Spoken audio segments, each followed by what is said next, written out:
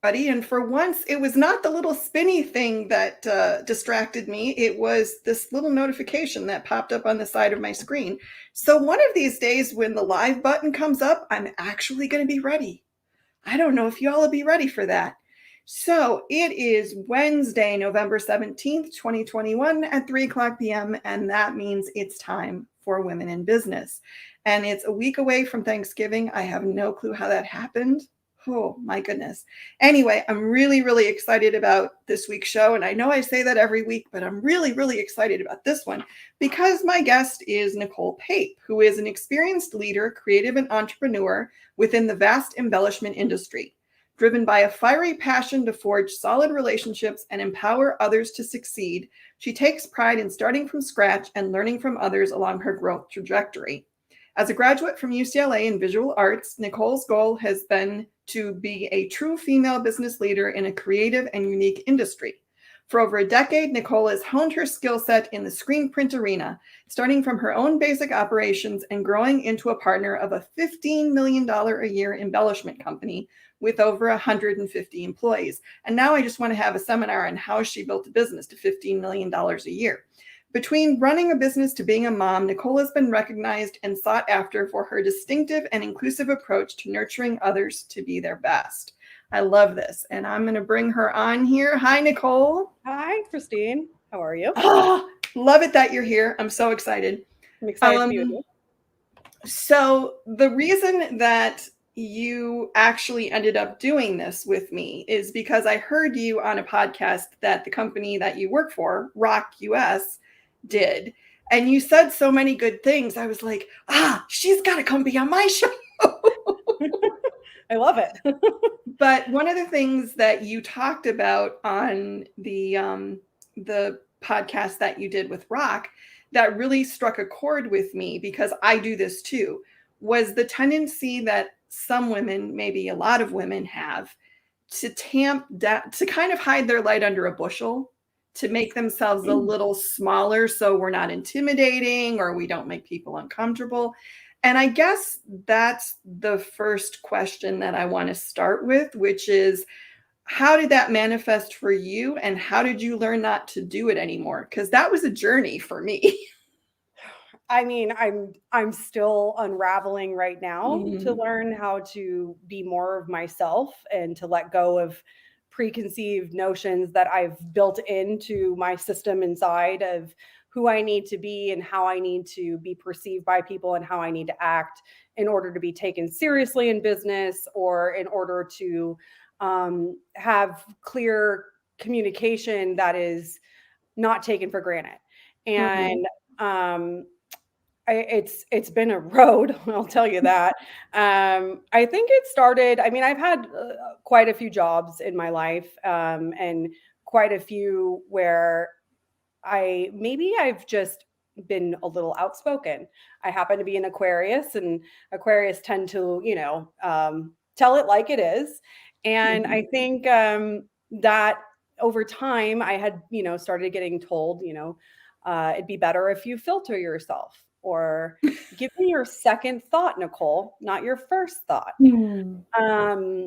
And that just kind of became programmed into me, is like, okay, well, my first thought actually might not be an appropriate conversation or an appropriate way of going about dealing with this issue with this person or what they're asking me. And it was something that was hard for me to understand, that it's okay to be yourself, and it's okay to maybe, have a professional filter, of course, in professional settings, but you don't have to change who you are. And for so long, I tried to be a people pleaser, tried to change who I was for somebody else to make them happier, to, show them that I'm walking the path that they would like me to walk. And I thought that that was going to be, if I follow this and I do XYZ a certain way, I will be rewarded, let's just say. And that's not the case. What actually happens, or what happened to me, was that I started pushing who I was further and further down. and becoming more of like an automated robot, and not being angry within myself because I knew I had something of value to say, but that person maybe didn't want to hear it. And Mm-hmm. that kind of experience that I had, it unfortunately it mostly came from men, which I love my men allies. I love, all you guys.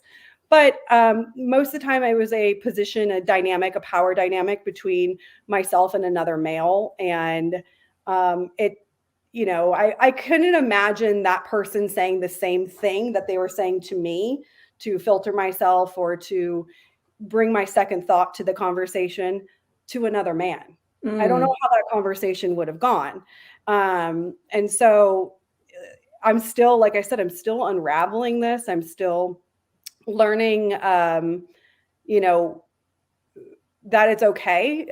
It's okay to say something and mess up. It's okay to bring your best foot forward. It's okay to just be you. Mm-hmm. I think that in business, so often we try to mold ourselves into what the preconceived notion of the right way to be is. Mm-hmm. And there's a right and there's a wrong. And I just don't believe that there's truly a right and a wrong. I think that there's just you, and people are either going to want to work with you or they're not. And I think that that's okay too. But when you're growing up and you're going to college and you're getting your first jobs and things like that, that's not necessarily the conversations that people are having with you. Like, just be you, you'll be fine. Like, that's No. not anything. It's usually like, well, what does your boss say? Well, try and do this better, or that, or for me, like I said, I tend to be outspoken. I tend to be loud and boisterous. And that just comes from pretty much feeling like I need to be. I'm a 4'11" female. I know we discussed a little short. So Mm-hmm. I'm a little shorty. And when you're in an industry like I am, which tends to be male dominated, um, you have to make yourself known somehow. You have to highlight yourself. Uh, Right.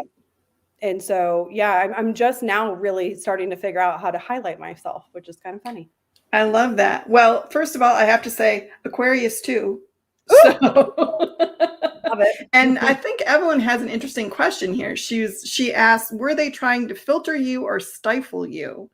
And I think that's an interesting, because a lot of times I think it's kind of both a little bit. Yeah, They kind of don't want you to, they want you to express yourself differently, but maybe they also don't want you to express some of the things, that they feel are threatening or whatever. And I have to ask you, because I get this a lot and I don't always know how to deal with it. I get the intimidating thing a lot. totally. You're like I'm an oldest child in a family that was very dysfunctional, so I am like a total manager. Yeah, 100%. Lowest start right That's here. Totally get it. Yeah, so my go-to is like, if there's a thing, if there's a team, I will lead you, I will tell you what to do, I will make it all work, I will figure it all out. Mhm. And, for a lot of people, that's particularly from a woman, Yeah, that's, I guess, intimidating. Have you ever gotten that label? for sure. I more often than I would like, to be honest with you. You know, I used to think intimidation when I was in my early 20s, maybe that was the way to being powerful.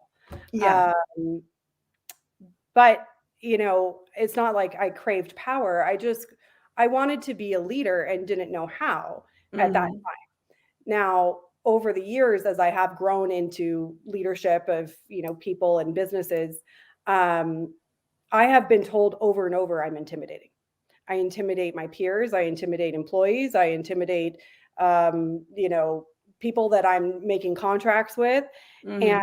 I always found that so funny because now I know when I'm intimidating somebody. And it's Mhm. not a form where I'm actually trying to intimidate anyone. I'm just being me. I'm just being you know, bold. I'm not going to hold back, Mhm. for instance. And I think that too often being a strong female is mislabeled as an intimidator. And, you know, that's not necessarily what we want to be perceived as when you're looking to be a manager or a leader of people. Um, but it's hard because when you're in a position where you have any authority, Right. you're going to be labeled a certain way, no matter what. What I think is the hardest part is when you're labeled that way from someone that is your peer or your partner or above you, Hmm. um, because you know people do deals differently. They work differently, and yes, to answer, I can't remember her name, but her question, Evelyn's question. Evelyn's question, I do believe that people want to stifle you when they feel intimidated by you. Right. They would rather not deal with you. They would rather go around you, go behind your back, say things to other people, and put things in their ear. Um, Hmm. and it's unfortunate. I think that happens with both men and women. I've experienced it with both, to be honest with you. I recently experienced it in a former role I had for just a few months with a new home builder out here. And um, I intimidated people because I was making sales and I was new to their industry. And Hmm. I was told, well, you're intimidating your peers. Well, I'm not trying to. And maybe that's on I'm them. just doing my job. Exactly. So yeah, I think Hmm. people will always try and stifle you when they don't feel confident in themselves. I think that's true. And I like this comment from Carolyn. She says, whoops, my thing doesn't want to work here. I get opinionated from people. LOL. Fellow Aquarian trait. We just put it out there. I think that's true. Hmm. And Beth says, I agree with that. I have experienced it also. And I do feel like a lot of it is just I noticed, and this is something that I have made it my mission to never do again. If you work with people who aren't secure in themselves, Hmm. then you get a lot of this kind of crap. Like, you Totally. need to make me feel, you need to Yeah, be smaller so that I can feel big and I sure. can feel like I know what I'm doing. And Yes. it's like, no, you need to get over whatever your deal is so that you can, That'd be deal nice. with me. I'm I not a did the work to therapist, fix my stuff. right? So, Like, I'm not a therapist for you. I'm just trying to figure out yeah. myself. And yeah, I think my former business partner had told me one time, I need you to need me.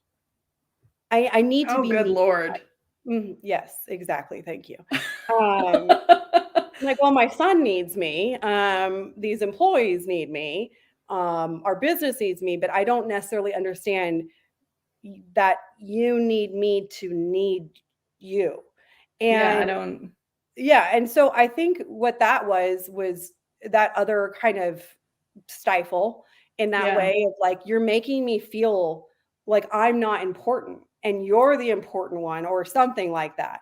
And I kept thinking, well, it really seems like that person's problem, not mine. I'm not yeah, doing anything besides the normal what I do. I guess I'm just not um, you know, maybe I'm not reaching out to you enough. And I tried to work with that right. person. Like, what could I do better? I want you to know that I need you. And Mhm. I think that those are dangerous things, actually, in Yeah, business. that's just a weird, I mean, Weird dynamic. it's I don't know. I struggled with this a lot because I feel like there's a part of a lot of women that's trained to be a caretaker, that's trained to be a support, that's Yeah. trained to be like the cheerleader, and I'm going to lift you guys up and I'm going to do all this stuff. And that sometimes, and that's the expectation that culturally a lot of people have of women. Yes. And 100%. so when you go against that, or when you kind of reject that and say, you know what, I'm good at what I do. And if you can't deal with that, then, put on your big girl or boy panties and get on with it. Right. And, not everybody is willing or able, I guess, to do that. Yeah. So I guess the question becomes then, we're getting a little philosophical here, but I kind of like it, so I'm going to go with it. Sorry, I tend to do that.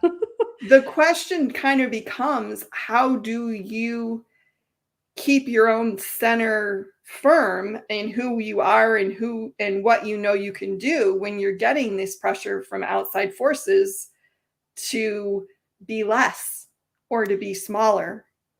And I don't know, that's a huge question. I get that. Yeah, it's a huge question, and I wouldn't know how to give somebody advice on that per se, Right. because it's so hard when you are in the midst of dealing with people that maybe aren't going to put in time and effort to even try and understand you. Right. I think it creates this environment where you put your blinders on and you walk in Yeah. a certain way, in a certain path to be accepted or acceptable, to feel like you can be confident in this person right here because this is what is being Mhm. asked of you. And I think it's hard to take a step back. It was so hard for me in a situation I had found myself in, to take a massive step back and realize um, that, like, grounding yourself in what is my purpose? Right. What is my purpose here? What is my purpose with this person? What is the path that I'm walking? Those aren't Right. questions that we're usually asking ourselves. Maybe, as a female or as a mom, it's like you were saying, you got to take care of everybody else before you even take care of yourself. And so sometimes you find yourself in unfavorable situations, or business dealings that you're just like, how did I get here? I'm strong. I'm capable. I'm funny, I'm cool. Like, what am I doing Mm, this or with this? And yeah. so my biggest thing would be, for me, I had to remove myself from that situation that I was in completely and kind of take some time to myself to go, what do I like to do? Right. You get so wrapped into things, you forget what your hobbies are. I like to Mhm. paint. I like to homebrew beer. I like to jump on the trampoline with my son. But I forget that stuff when I become stressed out or I feel like I'm not good Mhm. enough or I'm not doing good enough because someone else thinks I need to say or act or send them an email first so they can review it before I send it off to someone Oh, else, good which lord. makes you feel like crap. So Mhm. my thing would be, how can you take your blinders off and look around and put your feet on the ground, on solid ground, and say, where am I at right now? And is this where I I want to be? like that. Well, and I also think I want to make one point, and then I have a couple comments I want to read, but I also think you have to trust your talents too. Yeah. And I'm 52. It took me a long time to like this person. For a You're long awesome. time, I bought into the crap that other people were telling me. But when I've looked at myself and I went, you know what? You can do these things, and there's nothing wrong with that. It's like there's a sense of freedom when you just know who you are, and you're like, if I'm not for you, I'm not for you. Right. It's so freeing, actually, when Oh you can just yeah. put that and take that monkey right off your back and be like, you know Yep. what? I am comfortable in my skin.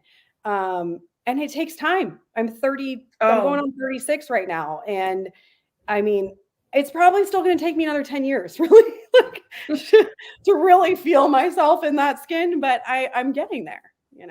well, I will tell you, I mean, it took me a long time, but damn, it's fun now that I'm here. But Hell yeah. hell yeah. So I want to read a couple of comments. Tanya said, great question. I just went through this with a situation last weekend, ruined my entire Saturday until I looked at it from a distance that I am not the issue. I always blame myself, and that has to stop. And I think that's a tendency that women have too. If you get told you're intimidating or you need to do this or I need you to need me or whatever it is, your first instinct is, well, there's something wrong With with me. me and what I'm doing, and I need to fix it and change it and make you happy.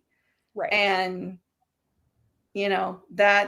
that's not the way to go. It isn't always. Sometimes it is you, and if it is you, you Of have to course. step up and deal with whatever the shit is that you need to deal with. And 100%. I swear It, you may not know that, but I swear, it No, I happens a love lot. it. I might cuss like a And then sailor too. and then Carolyn says, anyone who wants to make you smaller is not in the interest of being successful as a team. It's all about them. They will Yeah. never let you grow or have input. And I think that is a huge point. Anybody who is small themselves that they need is so small themselves that they need to make you be smaller so they can feel big. It's Yes. probably not somebody that you want to work with on a regular basis if you don't have to. No, I mean, that person is looking to sustain something about themselves, sustain their ecosystem, Yeah. their microclimate that they've created. They're Yep. not looking to grow themselves, let alone are they looking to help you grow. That is the last thing on their list. They are looking to put you at the bottom of the barrel so they can Mm-hmm. continue to rise. And to Tanya, I'm sorry you experienced that situation, but I have to be honest, when I went through my situation, man, was that so much more powerful to go through and understand how I actually can take my power back in life. Right, right. Yeah. And know, and of course, you want self awareness. You want to know when you're wrong, and you got to be self aware in some, we're not Sure. all right. But there's also that point where women tend to take on the failures harder, Mhm. or feel like feel like a failure when someone's not even calling you one too. Like, Right. you'll easily kind of get manipulated in that way.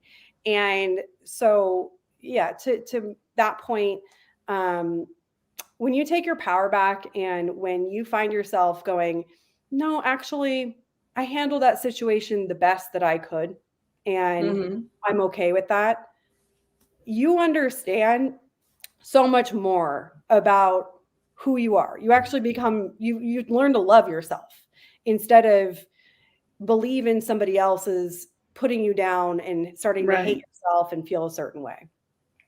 Well, and I also think that there's something to be said for the fact that you need to be aware that women are also expected to do most of the emotional heavy lifting in relationships, in offices, in everything. Yeah. So, it's like you're supposed to manage everybody instead of just handling your emotions. You're supposed to manage everybody's emotions. It's like I don't have time to I manage anybody else's. I can barely deal with my own shit some hardly days. handle this. Yeah, it's a little much Yeah. right here. Like, Yeah, it's like I don't have, but that's kind of the expectation is that you're going to be the one that smooths everything over and makes mhm. everything okay. And it's like, dude, if it's your problem, it's your problem. Your problem. Yeah. I mean, women have compassion. We, built within us. And I Right. think that compassion gets mistaken for weakness, and Hmm. also gets taken advantage of in those situations where it's like, hey, can you go clean up that mess? You know how to be the emotional person that they need or whatever. Yeah. I think it's a bad excuse. Like, stop being so unemotionally intelligent and figure it out yourself. Um, Yay. like, I'm not going to clean up your entire mess. I remember when I got pregnant, my first reaction was horrific. I sobbed for an entire day. I sobbed that, I'll lose my job because I was in a position of, leadership.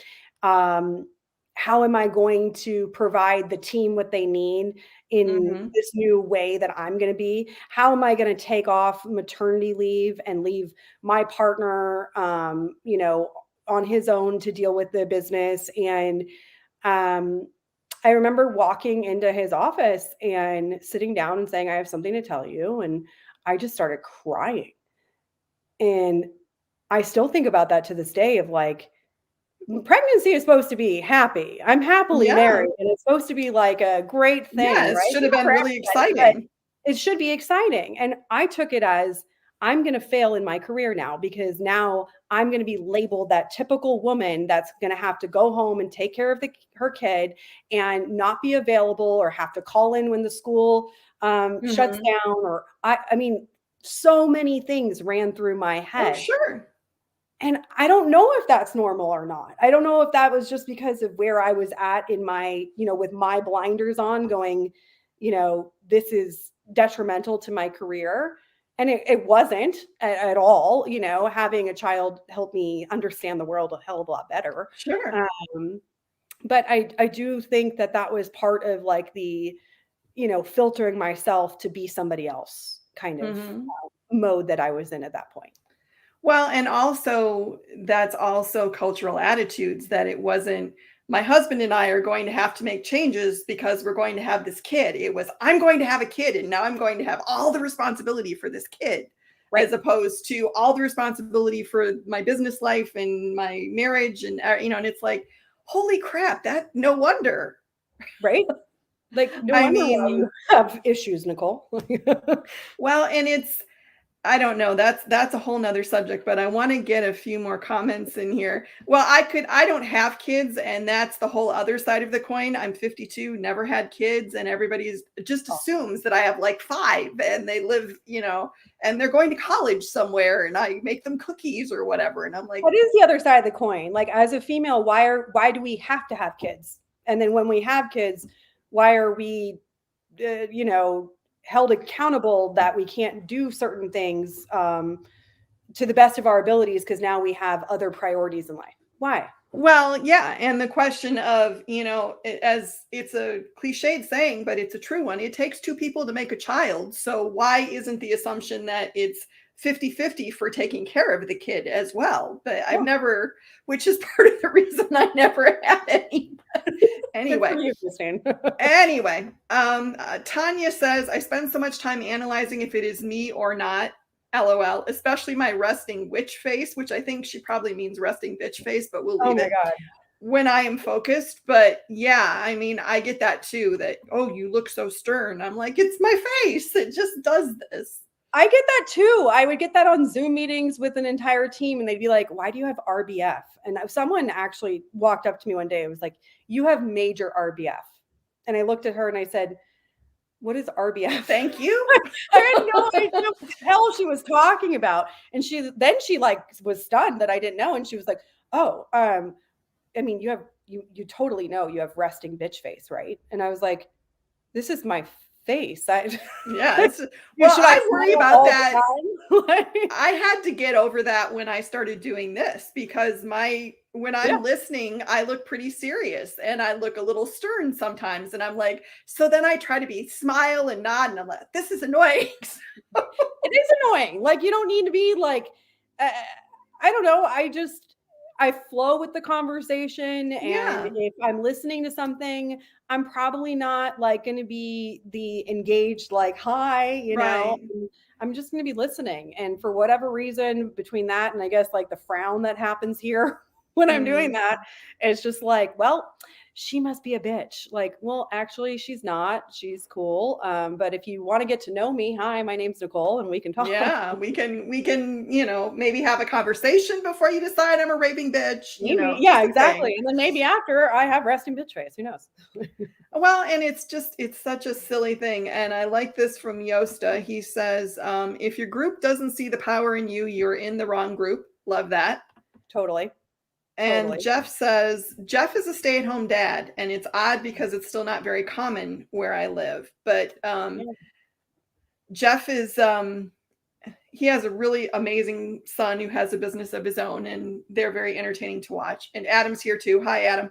Um, but I got off track for a second. I'll get back. It's okay. But I Jeff, think stay we're at home dad. yes. Awesome. Well, I where I wanted to go with this is because another one of the things that we talked a little bit about before the show that we might talk about today was the whole idea of, like you said, you're 4'11 and people tend to underestimate you because you're tiny. Yeah. And which I'm sure you hate it when people say that about you. So, but No, I've been called a barking chihuahua who oh, nips at that's lovely. animals. So I was like, I resonate more with a pit bull, but I'll take a little chihuahua too. That's fine. But I mean, yeah, to be honest with you, is it easy? I came from Los Angeles, and I've worked with amazing people over time. I've also worked with gorgeous, tall women that are, you know, almost Hmm. 6'9", let's just say, like Amazons, Hmm. in that way that I love. But it's always been like a dichotomy in a way of tall and short and blonde or brunette or all these Mm-hmm. different things that kind of play into how people perceive you, how they direct their business towards you. And I think that, um, for me, I, when I started this role with that new home builder, I was like, Mm-hmm. okay, I'm I'm new, I'm short, I have to wear heels every day. I'm not a heels girl. I'm a Vans, I wear my Chucks, Mm-hmm. but that doesn't give me any inches. There's no And height there. there's no height there, and height also helps with that, dynamic of feeling more confident and Right. or I guess the intimidation factor of people. And so for me, I've always just had to be the outspoken one, which is why Mm-hmm. that's also been hard for me because I've been told that I need to filter myself. But You I just can't win, can you? no, I'm like, just damn it, listen to me. No, but I think women often are not asked to transform, but society has these like standards for the Right. um for the perfect male or the perfect female or Mm-hmm. who you want to do business with. And I think, I tend to look like a child half the time. I mean, Mm-hmm. um and it's like, well, I've been in this industry for 15 years and I've done pretty much everything. But until I get in front of somebody and I have that conversation, I don't think I'm ever taken seriously. I've walked into trade shows where I am fully glazed over by Mm-hmm. the people I'm trying to communicate with. I'm trying to buy their product, and they are not even remotely attentive. And I don't know if that's because I'm a female or if it's because I'm short or what it is, but I have $1 million of buying power. You would think that You would think people that would would just mean talk to something. people. Yeah, but I always have to feel like I need to raise my hand or I need to make a statement or I need to be bold or I need to come up and hit you on the side or, pat you on the back or Hey, whatever it pal. is. Like, yeah, hey, buddy, um, and so, yeah, that's been challenging. It's been challenging for me to watch other females too over time Mm-hmm. in different roles I've had that have advanced and that I would think in my head that maybe we are very similar in intellect, yet we're completely polar opposites in our complete look or demeanor.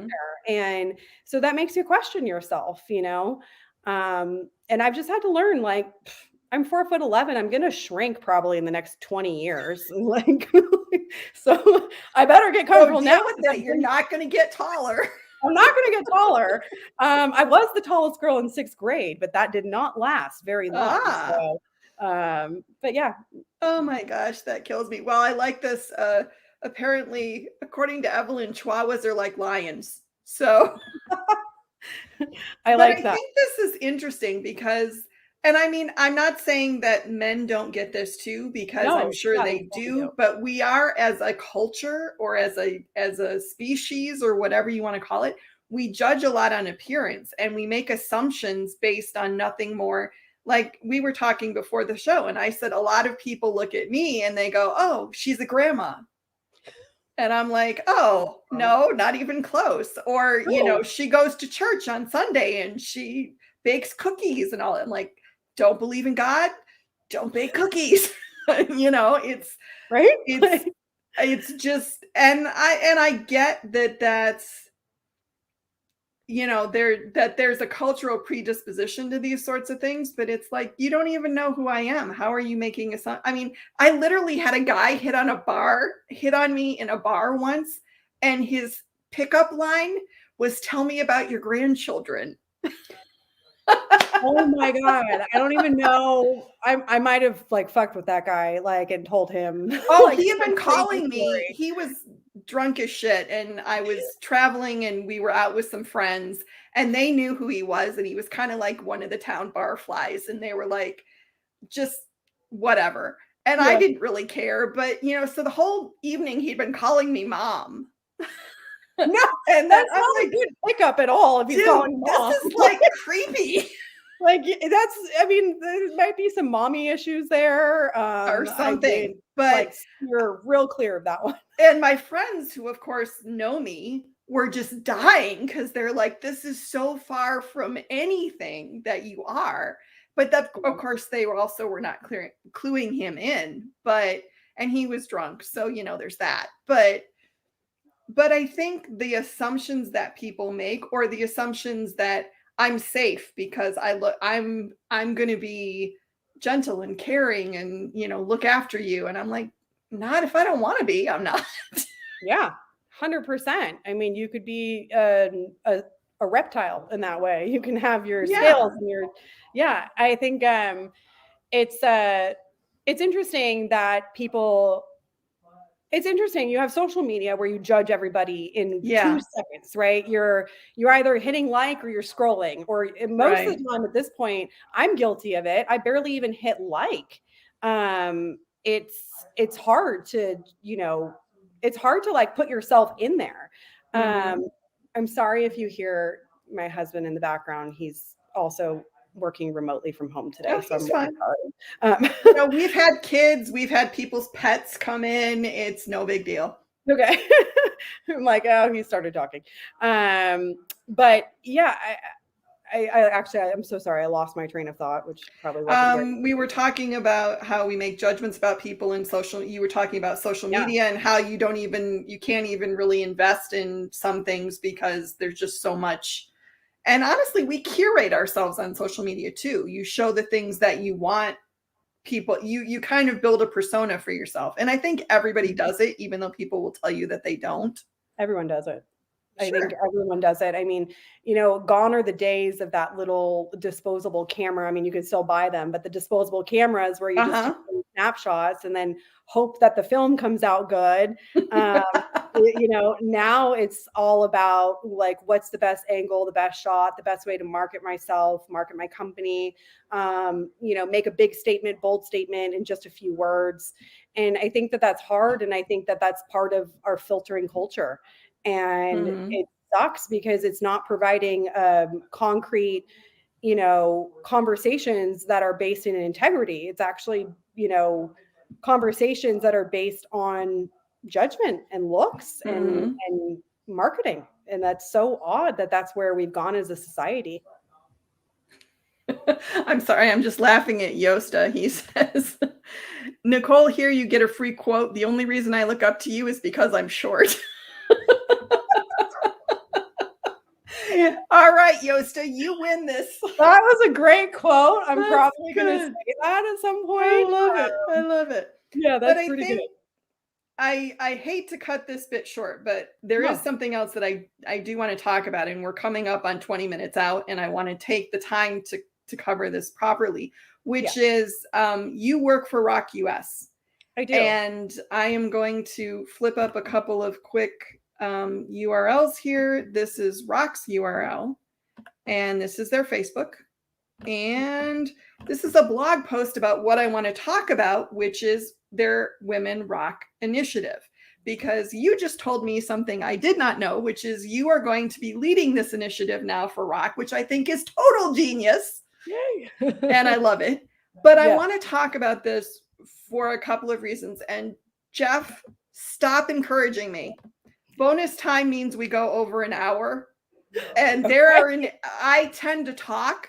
So there are enablers who will try to encourage me to go into bonus time.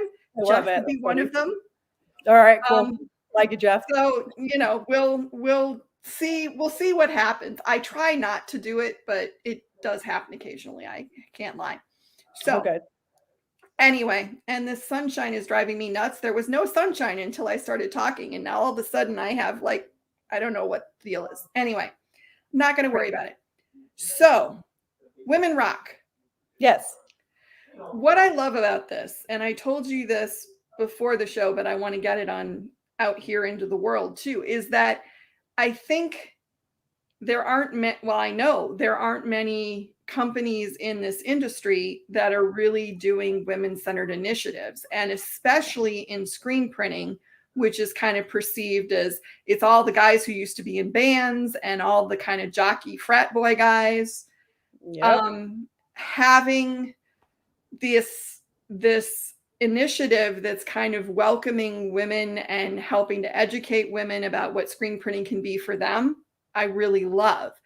Yeah. So I guess um, where I want to start with this is do you know what inspired Rock to do this, or why they decided that it was something that because I know you've just taken on the leadership role, so there was probably a thought process before you got there, but Oh, yeah. There is definitely a thought process. And I think that it's just been a long time coming. I think women have not been highlighted in the way that they should in this industry because it's been mhm, pretty male dominated for quite some time. However, there are tons of women in this industry. You will find them printing on presses in large shops. You'll mhm, find them embroidering in their shops, running their own businesses. And I just think that women are amazing at being detail oriented, at driving their own force, their own experiences, mhm. and maybe not amazing at highlighting themselves. And I think Oh, that's what such a good point. Rock and Rock has already kind of started this initiative, I think about a year ago. And Mhm, that came with the Women in Screen Printing Awards and working in hand with Adrienne Palmer from Screen Print Magazine. mhm, And um, I think it's just that women deserve a network. It's not to, exclude the boys or have an all girls club in that way. But I do think that women often are intimidated to ask their own questions in a public setting or in a large group setting mhm, where you're going to get judged from both men and women. Well, this is supposed to be a safe place for all of us. mhm, It's supposed to, provide us more knowledge. And not that we don't have knowledge in general, but I just mean we want to be able to focus on delivering more experiences in our industry to women in this business because you have I plenty love of it. women that are like, yeah, I'm running my own business, but man, I don't know how to run my cogs, or I don't know regarding, leadership and training and different avenues that Mhm, they're not reaching out, or maybe someone's just not sharing information.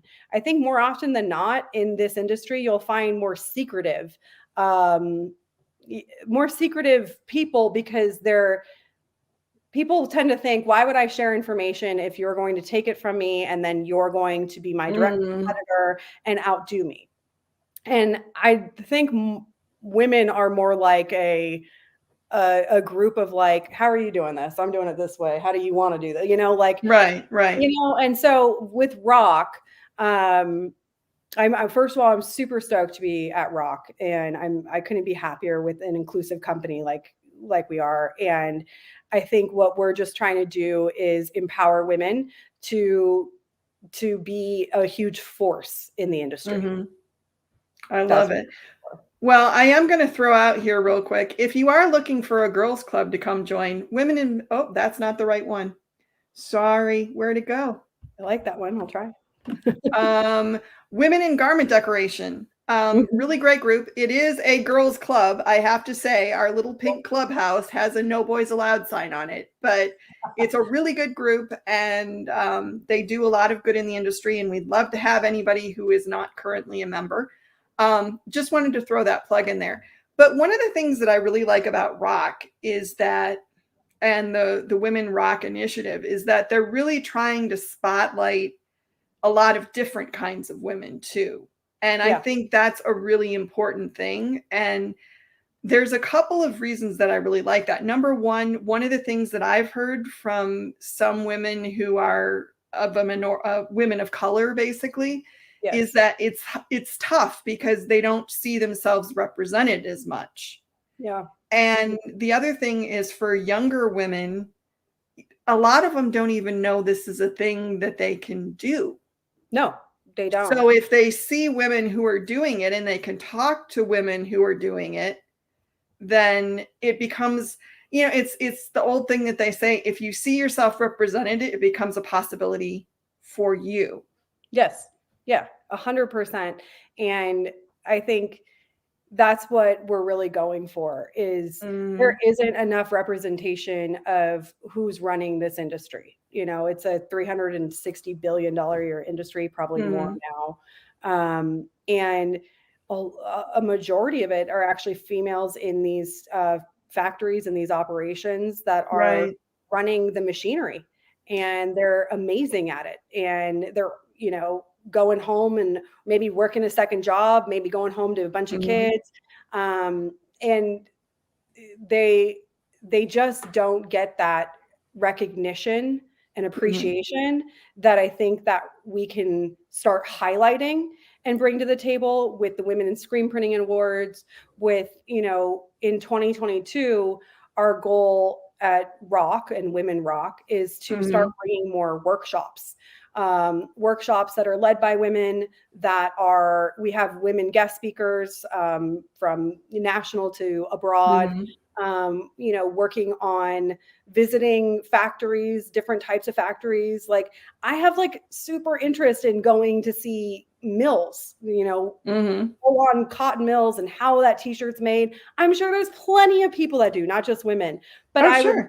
to provide a network where women can start learning different things that they never thought they would want to learn, need to learn, look into, know is available Mhm, to them. So I think that that's really the powerful thing when it comes to this initiative, is that there there are Facebook groups like you have that already mhm. connect women together, but how do we drive that to the next level? How do we get women um, speaking at ISS? Tons of women, Good question. I wish I knew the answer to that. like, I've spoken one time at ISS, and it was years ago, probably like maybe 10 years Mhm. ago. And it was on social media and emojis.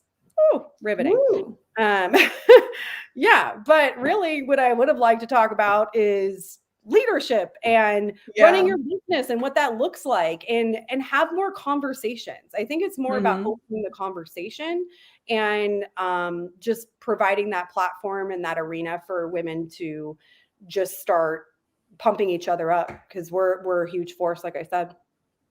Well, and Jeff made a good point here, and he's not wrong, but this is a question. So Jeff says, I think with ISS, you have to apply to speak. I'm not 100% sure, though. Yes, you're right, Jeff. You do. You have to make a proposal. So that's one of the questions and one of the drums that I keep beating all the time is how do we get more women to do that? And that's another reason that I like the Women Rocks initiative, is because I think that will encourage more women Yes. or give more women opportunities to be speakers or to lead seminars or to do some of this stuff. So they get, because oftentimes the hardest part of it is doing that first one and figuring out you can do it Yeah. and getting over and it's the same thing with getting people on this show. They all Yeah. go, oh, I don't like being on camera. Oh, I'm nervous. I Oh, I told you I don't was know if I'd nervous. have anything to say, Yeah. and I'm like, trust me, number one, I'm pretty easygoing. I'm not going to like ambush you with horrible questions or anything. I'm not mean like that. And, we're just here to communicate what we know Yeah. to hopefully start a discussion that maybe strikes a chord with somebody. Yeah, absolutely. And yes, to answer Jeff's question, you do have to apply. Yeah. But, for instance, this year at ISS, Rock has a massive booth. We normally do, but a very big Mhm. booth at Long Beach, and it will have our own kind of sector in the back. And Adrian Palmer will be joining me, and we will be doing some talks there for Women Rock. And we're setting up an entire stage Very for that. cool. And so we're doing our own thing, a little bit, which is also kind of cool and kind of renegade. I like it. Um, because maybe like we don't need to follow the industry norm. Maybe there's a new norm we can develop. And I think that's where I we're think really that's going. true. Yeah. How do we figure out something new that engages people? It doesn't have to just be women, but I want women to know that we have their back. We're going to bring in Right. other leaders in this industry that are female to communicate things with you, to be a mentor or an allied resource for you as well. Because we all have we all have a ton of resources when it comes to men. We do. We Mhm. just don't have a whole lot when it comes to women in this industry. And so where, how do we start really facilitating that and making that a reality? So in 2023, you're like, I know Nicole Pape. I know Christine Shreb. Did I say your last name right? Did I Shreve, butcher? Shreve, you're sorry. close. But I know Blanca Perez. I know this person, like, Mhm. you know, um, and I think that that's truly going to be something that eventually could turn into its own conference. You never know. Well, and that's I do like this suggestion from Jeff. He says maybe a proposal writing for conference classes workshop. Try to help build confidence to get over the first hurdle. I love that. I'm also thinking about putting together a how to be on camera Yeah. Yeah. seminar. I did that topic for the virtual conference that we're running right now, the one that was broken, Oh, but isn't right now, we hope. yeah. But that was one of the topics I did, was how to start a podcast, because they just need the encouragement. Yeah. And, I mean, I personally, I don't think there can ever be too many of these, particularly with women on them. Hmm. I want to see women talking about women's issues. I want to see panels that are all women. We've had panels that are all men for like For eons. And decades. as we both keep saying, and it's like the tagline for almost everything I say when I talk about these issues, we don't hate men. We don't No, think that men don't have things to say. we need men. We We need need men on men. our side. We Yeah. need men on our side, and we need to know what men, we need men to share their knowledge just like we need women. But Yes. the point is that women historically have not had the same opportunities to learn how to speak in front of groups, to be comfortable speaking in front of groups, to be Mhm. perceived as knowledgeable and an expert, Yeah. and we need those opportunities too. And the only way to get them is to go out and do the work, which means you got to get up in front of people and you got to talk. Yeah. Sorry, Easily. little bit of a crusade. No, but I like it. And I think it's important. I think it's going to be a good synergy to what the industry Mhm. already has. And I think workshop classes, honestly, I could have used a class 15 years ago about how to go from manual to automatic screen printing, because Right. I was just little me, and the sales rep from one of the big manufacturers would come in my shop, but he would intimidate me. And I remember just being like, I don't think I can do this now. And I didn't feel like I had Mhm. anybody to talk to or bounce things off of. And I also felt like ashamed if I told him that I didn't know what I was doing in that way. Right. And so I think that that's what we'll bring to the table is, there's a safe place for you. There's no Oh, I room for love you to that. feel shame. And, we're inclusive, whether you're, like I said earlier, if you're green, purple, black, white, Mhm. gay, straight, whatever you are, it doesn't matter. It shouldn't matter. We're all humans. We're all trying to do the best we can on this earth while we're here. And so Mhm. why not do the best we can with each other as women too? Well, I totally agree, and I think that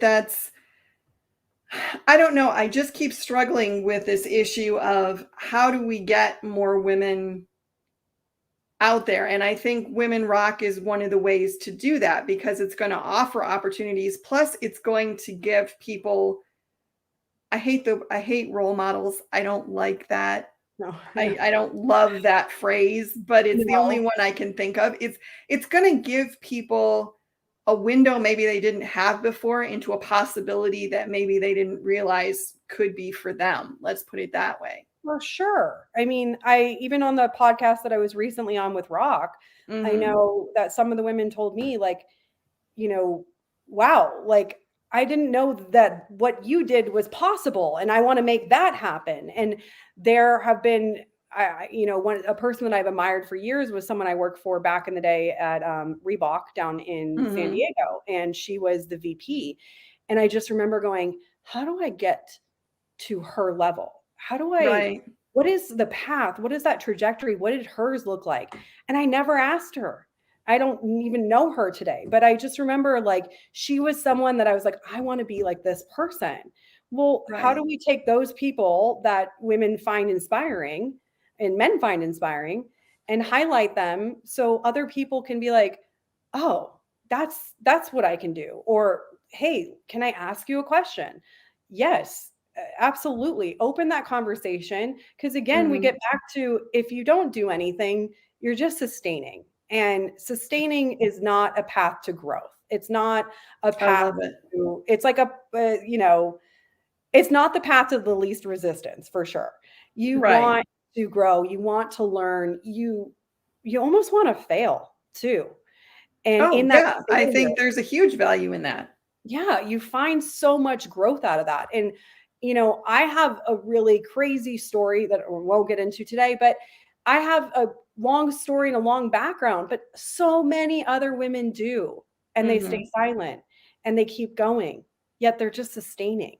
And it's so hard. Mhm. So, how do we open that conversation and how do we make it fun? I mean, at Rock, we're all about, Right. inclusivity, but we're a lot about fun too. So, um, you know, taking trips to Portugal, where I our saw that. headquarters is. We're talking about doing a women's trip to Portugal to go over the entire manufacturing facility and provide women like a retreat in a way, like-minded women in the same industry. Maybe you're doing embroidery, maybe you're doing sublimation, you're doing heat transfer, you're doing Mhm. screen printing. There are so many avenues of garment decoration and embellishment Mhm. that we could all learn from each other too. So Oh, I think that's true. Well, and I just love the whole one of the things that I have found most inspiring about doing this show is that even the women who say, "I don't have a story, I don't same. have anything I'm not gonna have anything that's gonna be of any interest to anyone. There's not gonna be," and I'm like, We're like the you most have a, interesting. you've been through, even if you had the most perfect life ever and you never had any bumps and any, you've still learned things and you've still had experiences, and those experiences can help other people if you're willing to Yes. share them.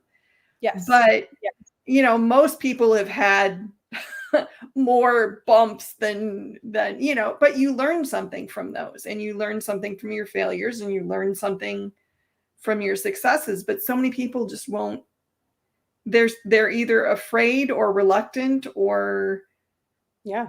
or not Driven. encouraged maybe to tell their Yeah. stories. I think a lot of people, I don't remember who said this quote, but I love it. Is culture is a byproduct of consistent behavior, and if the consistent behavior you have received has been you're not good enough, Mhm. negative forces coming towards you or themes, then that's what you're going to believe in yourself, right? And Right. so at Rock, when I'm saying that, I mean the culture that we're going to try and provide is a consistent culture of women are amazing, guys are friggin' awesome, and here's our avenues to empower both, everyone, to empower Right.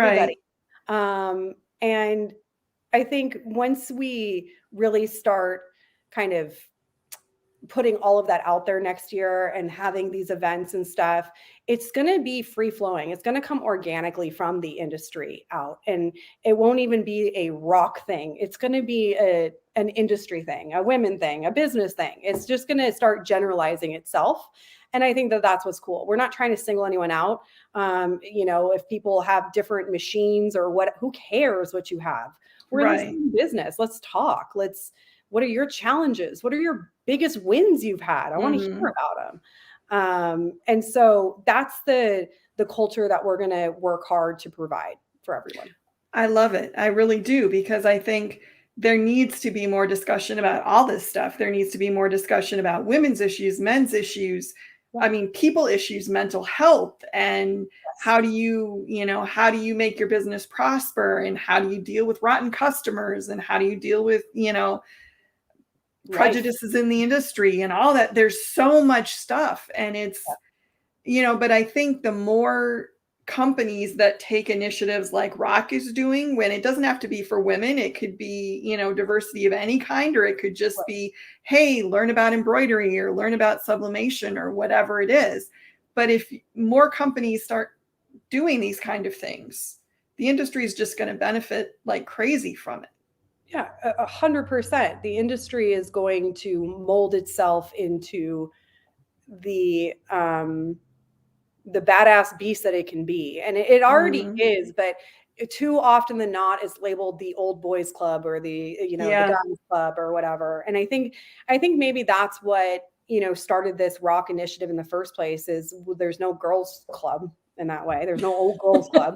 I'm knocking on the door to the clubhouse and I can't get in. Yeah, and nobody's Um, answering, but yeah, exactly. There's no clubhouse, and so that's really what I think is going to be of value to the industry, is propelling that, highlighting it, and then seeing where it goes from there, seeing how it kind of takes off and grows its own wings. And I'm really excited about oh, I love being that. the person for it. So Well, and I think I mean, obviously, if there's anything I can do to help, I'm totally there because sure, we'll definitely be I in I touch. love this initiative. I think it's great, but I also think the other thing that is really kind of important to look at here is that we need to be focusing on how can we make us all better. It's, Aaron Montgomery has, from Two Regular Guys, has a saying he says all the time, and I quote him: a rising tide lifts all boats. Yes. So, if each of us starts trying to be better, we're going to raise each other, and then the whole industry is going to get more of a profile. And the other thing that I think is, and yes, we are officially in bonus time. Shut up, Jeff.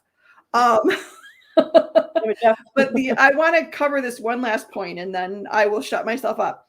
But the other thing that I think is important too is that if we can raise the profile of women inside the industry, we can also start reaching out to people outside the industry who don't know about the industry. Because before I started the job that I got umpteen bazillion years ago, that I no longer have, but that's a different story.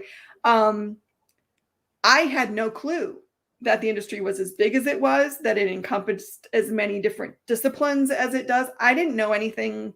I mean, I don't know where I thought screen printed shirts came from. The screen print fairy? I don't Same. know.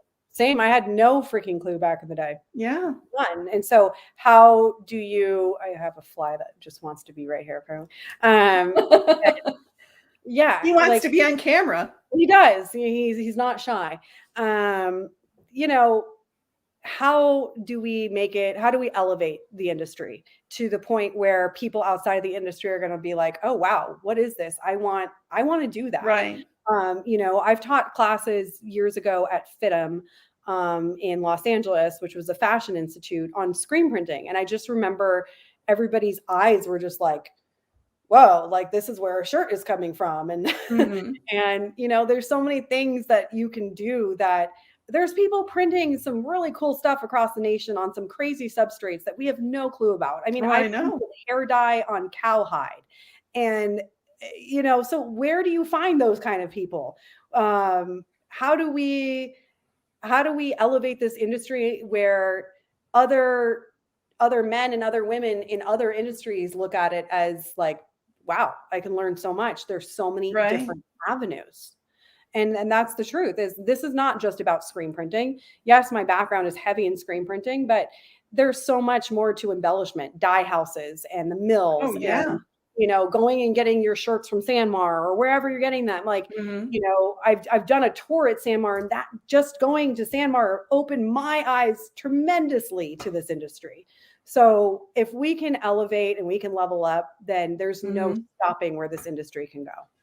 Oh, I totally agree with you. And I also think, speaking as someone who has a lot of friends that are artists, there's such an opportunity in this industry for people who can do visual art, which is not my forte.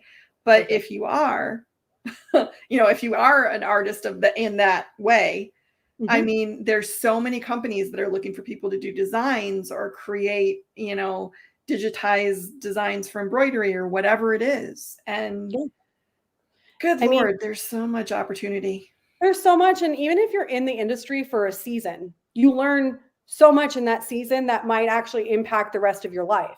My Right. little sister, she came in the industry with me years ago. She's 5 years younger than me. And she started doing block printing and screen printing on, skateboards and random stuff. Mhm. screen printing wasn't for her. What it did was open her avenue to architectural design and give her a platform for mixed media that she has a robust knowledge about at this point, Mm-hmm.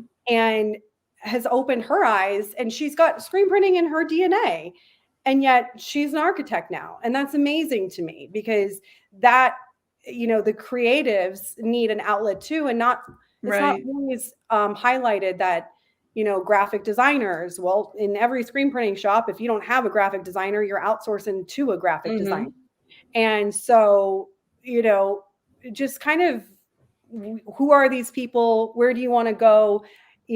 How does it transform your life to even be part of this industry? Is Mm-hmm. It's cool to even think about. I mean, it's not even something It I've really thought is. about right now. So It really is. And I like this. Evelyn says, whoops, geez, my mouse this thing will not work today. There are many women who are waiting still in school. And I think that's, I just recently signed on as a sous chef at Promo Kitchen. And we had fun. And we had a kind of get to know you call with some of the new people who are coming in. And there's this amazing young woman named Madison. Her last name escapes me, but I'm trying to get her on the show. And she was talking about how she took the initiative to develop a program where she's going to schools to teach them about promo products and that industry. And I was just like, first of all, pure genius. But now you're letting these kids who maybe are getting told you can't do anything with an art degree, you can't make a living if you get an art degree. Well, here's an industry that will embrace you wholeheartedly, let you do what you love, and pay you well for it. Yes, and it's so needed at schools and in trade schools, because it's really a true industry where you can make good money too. I mean, you can have a really fruitful career in this industry. Yeah. But when you're going to college and you're going to UCLA for visual arts, the last thing they're talking to you about is the embellishment industry. Oh, I'm yeah. thinking, okay, maybe I can work at Sotheby's in New York at the auction house.